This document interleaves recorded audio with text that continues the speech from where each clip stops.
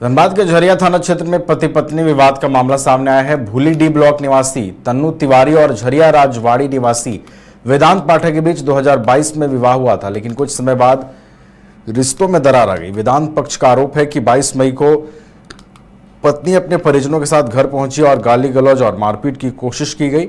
वहीं घर का दरवाजा तोड़ने का भी प्रयास हुआ। मां कामिनी पाठक ने पुलिस से कार्रवाई की मांग की है। दोनों पक्षों ने एक दूसरे पर गंभीर आरोप लगाए हैं। पुलिस ने मामले की जांच शुरू कर दी है।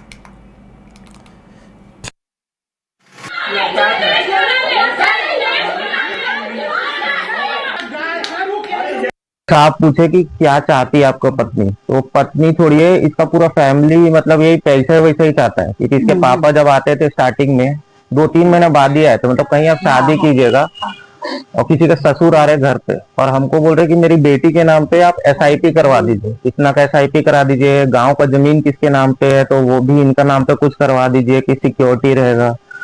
तो अब हम अपने घर में कुछ भी करें, उनको तो इससे नहीं मतलब होना चाहिए, मगर वो यही स्टार्टिंग से बोलते रहे आके, और उसके चक्कर में वो फिर लड़ती थी कि मेरे पापा बोले तो ऐसे करवाइए वैसे करवाइए। उसके बाद से वही सब होने लगे, आके लड़ाई झगड़ा मारपीट गाली गलौज, और 3 साल हुआ, 3.5 साल शादी को। 3 साल बेटा, 2022 में अप्रैल में शादी हुई है, अभी 3 साल हुआ है। वही लमसम 3-3.25 साल हुआ अभी, और वो मुश्किल से यहाँ पे 1.5 साल ही रहेगी। हमेशा लड़ाई झगड़ा करके चली जाती थी वहाँ पे अपने मैके। मैं वेदांत पाठक की पड़ोसी हूँ, बगल में ही रहती हूँ। तो 22 मई की बात है, शाम में अचानक से हम लोग अपने रूम में बैठे थे, जोर जोर की आवाजें आने लगी। तो बाहर निकल के जब देखा तो देखा कि तन्नू तिवारी और उनके मम्मी पापा और भी घर के लोग थे। वो लोग बहुत ही ज्यादा हल्ला कर रहे थे, बहुत ही वियर्ड तरीके से, गंदी तरीके से गाली गलौज, गंदी बातें बोलना, जो हम लोगों को पता है कि वो बेबुनियाद है, उसमें कोई सच्चाई नहीं है।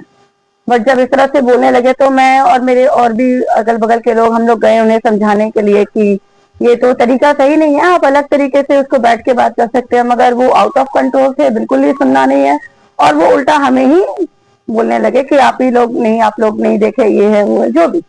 तो वो हम लोगों ने उनको बहुत समझाया कि ये आप लोगों का तरीका बिल्कुल गलत है, ये बिल्कुल भी, आप पड़ोसी हैं, आप मतलब कॉलोनी में आके इस तरह का दहशत का माहौल नहीं क्रिएट। आप पूछे कि क्या चाहती।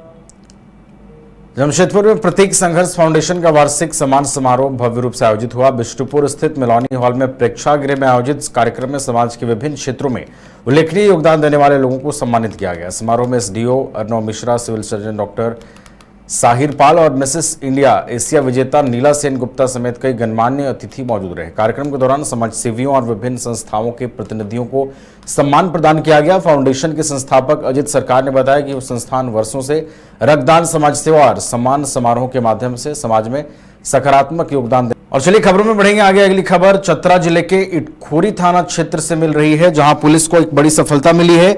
इटखोरी थाना पुलिस ने बक्सा डैम में प्रतिबंधित पशु के अवशेष फेंकने के मामले का महज 2 घंटे के अंदर खुलासा कर दिया है। पुलिस ने कांड में संलिप्त 2 आरोपियों को गिरफ्तार कर जेल भेज दिया है। जानकारी के अनुसार 31 मई 2026 को माघोपुर निवासी वादी रंजीत रविदास के लिखित आवेदन पर यह मामला दर्ज किया गया था। पुलिस ने मामले की संवेदनशीलता को देखते हुए इस पूरे मामले में त्वरित कार्रवाई की और 2 घंटे के अंदर दोनों नामजद अभियुक्तों को धर दबोचा है। आगे की जांच जारी है। दिनांक 31/5 को सुबह रंजीत रविदास, जिसका घर माधोपुर में है, उसने लिखित आवेदन देकर कहा कि डैम में प्रतिबंधित पशु का सिर कटा हुआ अवशेष पड़ा हुआ है। इस सूचना का सत्यापन करने के लिए एक टीम गठित करके त्वरित कार्रवाई की गई, जिसमें वहाँ से उस कटे हुए सिर को उठाकर ले आया गया है।